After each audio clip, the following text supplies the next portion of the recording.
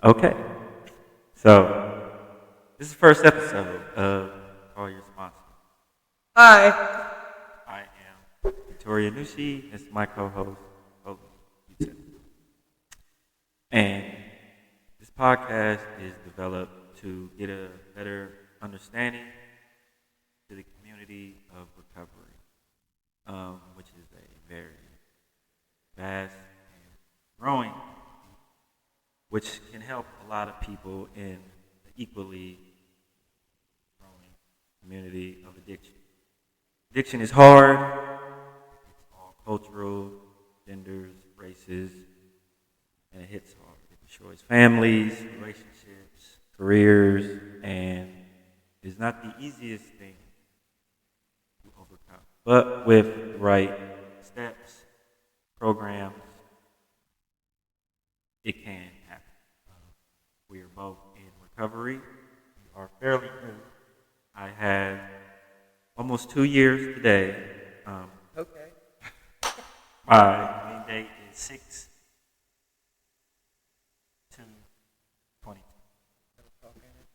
Oh. 6/2/22 is my clean date. And Colleen's is 10/13/22. So we are both individuals who have came to meet each other in treatment. We have became good friends, and we had an idea that,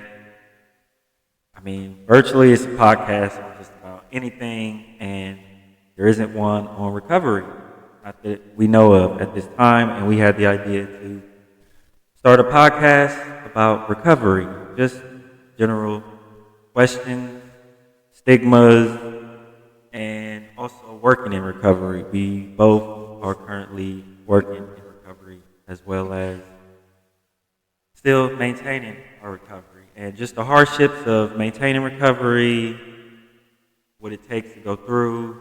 Being in treatment is hard. Of course, there are individuals that do not go through treatment that gets recovery through various means of outpatient counseling, and not to say those things don't work, but we are speaking from our lived experiences of coming through treatment.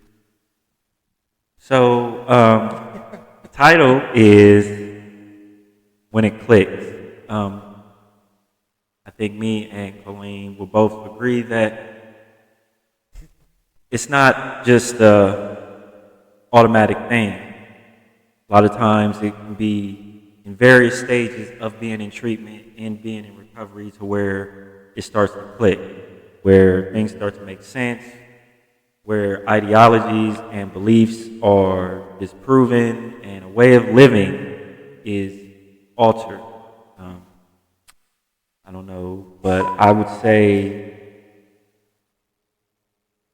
you will hear in recovery in the rooms of NA and AA the aha moment. The aha moment is when an individual who is in addiction is in treatment and somewhere along the lines it clicks. Residential treatment is basically housing and group. Extensive group. Extensive group. It is a matter of, they house you and you have chores. It is from individuals who have criminal backgrounds, who have been in the drug culture. Coming in, it seems like jail or a jail setting, but it is definitely not. It is more of a therapeutic and is a place where you can learn structure. Structure is one of the biggest things we do not have in being in addiction and coming from backgrounds that we have came from, which you might find yourself like also asking for help or getting help. I know for me, I would not have found recovery if it was not, for all intents and purposes, forced upon me by the justice system. I don't know if that's how it was for you. Maybe you can elaborate how. So my last round, they told me I had 2 weeks to clean my urine.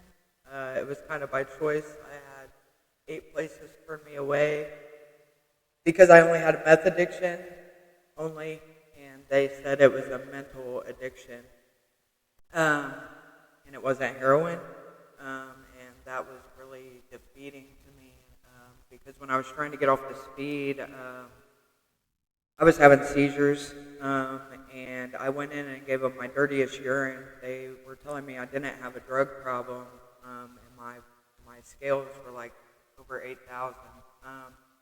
And I called where I ended up in treatment, and they had a bed.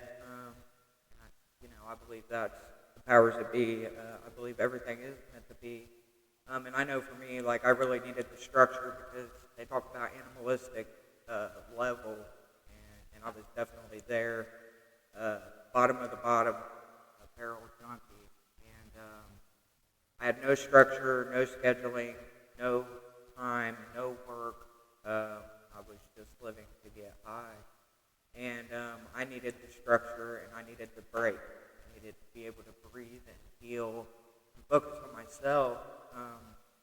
And I believe a lot of that also goes in with the mental health and the trauma. Because if you can't focus on your mental health and trauma, then I believe 9 times out of 10 you're going to go back and get high. I know for me, I had to purge myself of the things that made me want to run and get high. And a lot of those were self-resentments as well. I couldn't look myself in the mirror when I first got down here. I couldn't have done it without 40 hours of CBT, expensive therapy a week, and I think I did 40 hours a group a week for 14 months. And working in recovery is, I still can't really wrap my head around it. Yeah, so that's likewise. I never thought I'd be working in recovery. Like Colleen said, structure was something that I never had. Also, when she refers to animalistic ways of living, it was very, very similar to that. I believe childhood experiences and neighborhood experiences can have something to do with that, which is why treatment is so important because it takes you out of those atmospheres and it puts you in a structure, and having 1 or 2 people that you can rely on, that you can actually, even if you're not buying in at the beginning, kind of believe that maybe these people care somewhat about me. I remember that minute for you, I think. Yeah, so the aha moment, I think, is a big part of reaching that aha moment is once you get to treatment, needing an internal reason. External things are good and can help maintain and learning to know yourself, but ultimately you have to have something internally. For me, my biggest driving point, a little bit about me, I was a convicted felon and I had some pretty extensive charges. And I really didn't see a different way of life. I didn't really see the justice system as something that could work for me. I also didn't see myself being normal or in a non-hostile, drug-induced environment. I am transgender. I'm also African American. So those 2 things seem like a reason for me never to succeed. But coming from where I'm coming from, transgender affirming care wasn't really attainable to me. And my first time being brought into treatment, that was offered. That was a thing that was possible, which gave me enough at the time to at least give this a try, to at least see where this can take me. And I think that's different for every person that is in long-term recovery and coming into recovery, that is progressing, that there is a internal thing. What would that be, you would say, was your first internal? Um, so my kids weren't really in my life, and I was just really sick of my shit. And I knew I had to heal myself. I was really angry and aggressive and just sad. I was just sad. And I had pushed everybody that meant anything to me away. And the final moment was I knew that I wouldn't have anybody to carry my casket, and I didn't want to die alone. And that's where I was. And I remember thinking my kids would be better off if I had died. At least they would get paid some kind of social security. That's really devastating. And they were traumatized, worrying about me and all the things that I put them through while I was in my active addiction. And I believe a lot of the guilt and shame that kept me out there was through that and me not being able to forgive myself. But through working a program, I've really come to terms with a lot of that. Now two of them, it's coming. When you do the right thing and you put the energy out, it all comes to pass. And it's all I've ever wanted was to be happy, but I've always been miserable. I didn't understand. I've always had a theory like true happiness comes from within. But when you hate yourself and you hate what you're doing and you continue doing it, how do you find a place of happiness? So I'm going to ask you. So is that I believe I've watched you shift so much, and do you think that your negative core beliefs and your values as far as yourself have changed? Yeah, I believe that a lot of core beliefs I had have changed through the course of this journey. Also, why counseling is very important. I had a lot of insecurities, so I feel like some of those core insecurities I've not been able to dispel about myself, but the perception of how people treat me and how the world will see me has changed drastically. A lot of core beliefs was not healthy. For one, my criminal behavior. I lived a long time thinking that was the only way I was going to be successful, is by breaking the law. The law wasn't designed for me. Now, since being in recovery, the law and how I look at the law is a lot different. I was the type of person that would walk down the street, and if I see a police officer, wonder if they was about to stop me. A lot of cultural belief was that, but also because I had just shoplifted or went into a store and stole a bunch of stuff. Or I had drugs on me. So once coming into treatment and understanding that there is no ultimate good anything and there is no ultimate bad anything. There is always individuals in whatever profession that are not for the right thing. But if you are doing the right thing, it's a lot less likely for that to be the case. A lot of core beliefs have been disproven. That, for one, that I'll never have a regular job. I know growing up, for me, that was one of the things. Once I came out to my family, they would avidly I wasn't going to be able to get a real job, which having that mindset led me into sex work, because around that time, that was just anybody that I knew that was like me, that's what they were doing. So that's what I did. But that's obviously not true because I have a full-time professional job, which is also crazy. So I guess, would you say that some of your core beliefs have been changed? I believe I'm still working through I believe I have a tendency to still seek the negative. It depends on the situation. I find when my emotions are involved, and I believe it's trauma tied. It's all tied in with my trauma and my past experiences. But I believe my self-esteem has improved. I can look at myself in the mirror today. I still have some body dysmorphia, probably because I was strung out for so long. But it's okay to be healthy, and it's okay to eat, and it's okay to sleep, and it's okay to have weight on you. That's what we are supposed to be as humans, right? And I would probably rather do that than the alternative. I still struggle with some stuff, and I believe it's a lot of worth. Like, I still have a hard time thinking that I am worthy of having good friends and good people and loving relationships or a good job. Sometimes I still feel like I'm not good enough for said position. And then I have like people, a pull-up crew or a clean crew that reminds me, right? They hired you for a reason. You've earned your place. You've busted your ass to be where you are.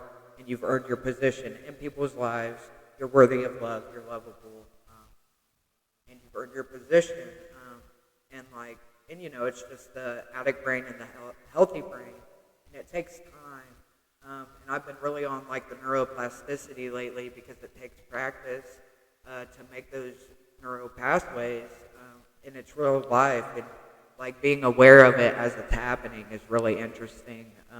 And just practicing the positivity or retraining of your thoughts, and you'll notice it eliminating like the negatives as you're practicing the positives.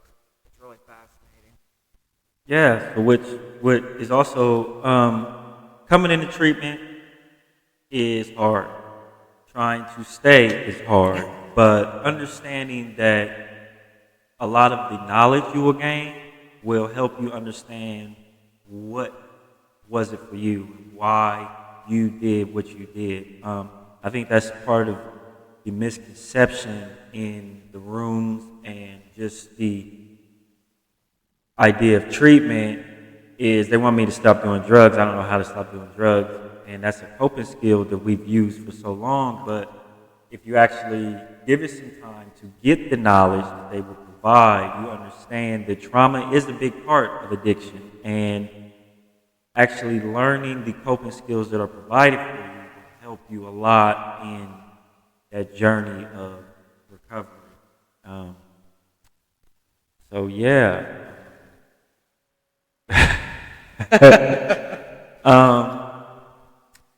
Also step work, any still 12-step fellowship is very pivotal in recovery. And I think as being educated about how the 12 steps affect and are beneficial, because I know when I came to treatment and they said NA or AA, or they just was telling me about this, my idea was a group of people sitting in a circle with coffee miserable. I was also one of those individuals with the distorted belief that no one is not using a substance. Like there is nobody in the world that is not using a substance. Obviously, pop culture and movies show doctors and lawyers buying prostitutes and doing drugs. So it's like those are not things that are not happening, but at the same time, it is people who are not doing those things. So meeting people in treatment that are clean was a new thing. Like, you gotta be kidding me. This is something you do. And I think that's part of what this podcast is going to try and do, is just educate and make more aware that treatment isn't a lot of the stigma types, nor is 12-step fellowships. It is a lot of stuff that you can find enjoyable. I was going to ask, are you happy and do you find joy every day? Yes. One of the things in being in treatment, so I was the type of person that I only got enjoyment out of being high. And once that was taken away, you have to find things that you like. And some of those things might be things that you did before you got high. Things you might enjoy as a kid, like fishing, running. For me, I am an avid game player. I love video games. I play video games. So that was one thing. I also like sports. And I get enjoyment out of those things today without the use of substances. Um, and you have to give it time. Things that hobbies and things of that nature is good, and you have to give them time to, like Pauline said, your brain is healing.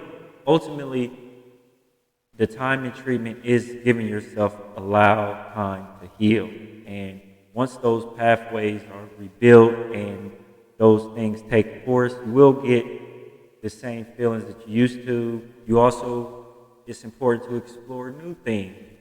People, for instance, will knit various types of creative, artistic, artsy type of things. And it's just time, it's really giving you time to explore yourself and find out what you can really get enjoyment out of. Because I know when we get into treatment, a lot of times, the second day, we want to get license back, we want to get kids back, we want to get car and house and jobs, and that's not really how it works. And some people might get discouraged or not, which is a cliche, trust the process, but it is a process, and trusting that process would benefit you greatly. Would you say that you have found joy? Oh, yeah. I think I laugh and smile every day. I would be like, I'd rather die than get clean. I'd rather die than go back. I have real, true, authentic joy, and I smile and I laugh every day.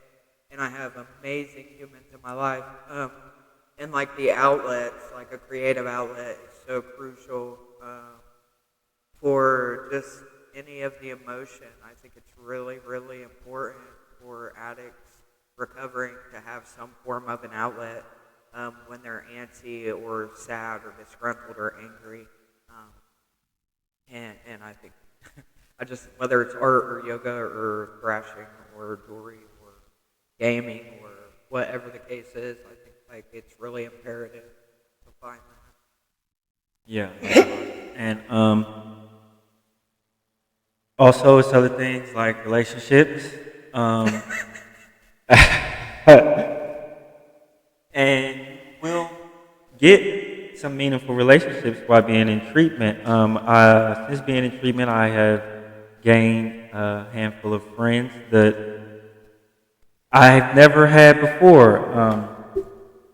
Being in that lifestyle, it wasn't really easy to trust people, nor was it easy to trust me. And since being in recovery, I've gained people I can lean on and support, who also I can support and they can lean on me. Now, as far as other relationships, I think Colleen could probably give us some insight on that.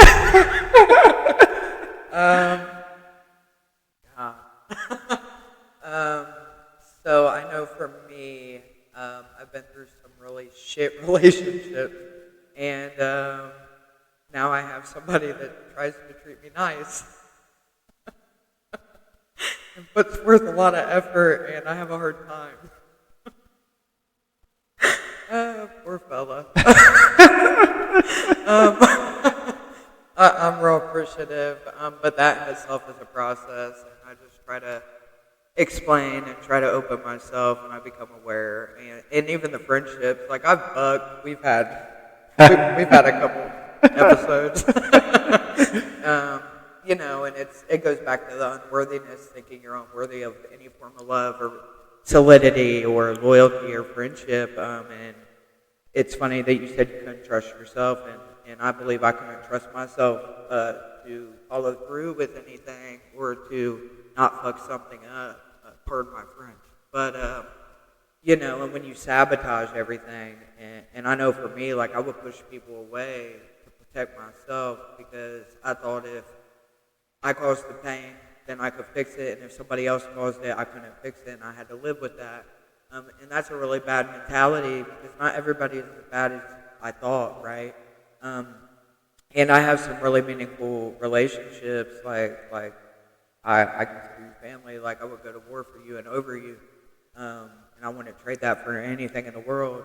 And and it's a process, processes inside of processes, with the recovery and allowing people to get close to you, and allowing myself to be vulnerable and allow people to see the true, authentic me.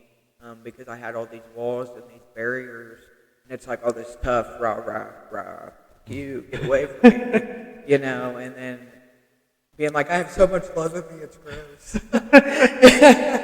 But I mean, what's the worst that can happen, And as humans, we need connection. We need other humans, whether we like it or not. I wouldn't trade any of it, but it's a growing process, and I still struggle with some of the stuff.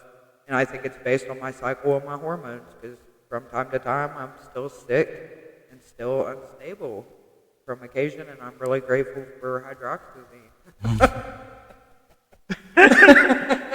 Yeah, if we get sponsored by it, that'd be nice. But, likewise, I feel the same way, and recovery is a lasting thing, and I think that's okay because I feel like I still need counseling, and you still would need to do the things that got you clean to stay clean, and just maintaining mental health, and those things are important. So, like, I know for me, because you have to be careful because change is uncomfortable, and being in an environment where people care about you is a big change, and it's scary, and just getting used to that could be overwhelming, but I wouldn't change it for the world. I have some people, Pauline, one of them, that is very pivotal in my recovery journey, and it's still just a little surreal to see where we're at today from where we was when we first came, and I mean it's amazing. But I guess that's our just introduction to who we are a little bit. We will be trying to do this weekly, I believe, at least, and just various different discussions, and just trying to get a broader aspect and knowledge of what recovery is, and that it can be available to anyone struggling with addiction. So I think that would be, this is our first episode, and I feel like we done... Fucking nailed it. Fucking nailed it. So, till next time, we will see you, and have a great day.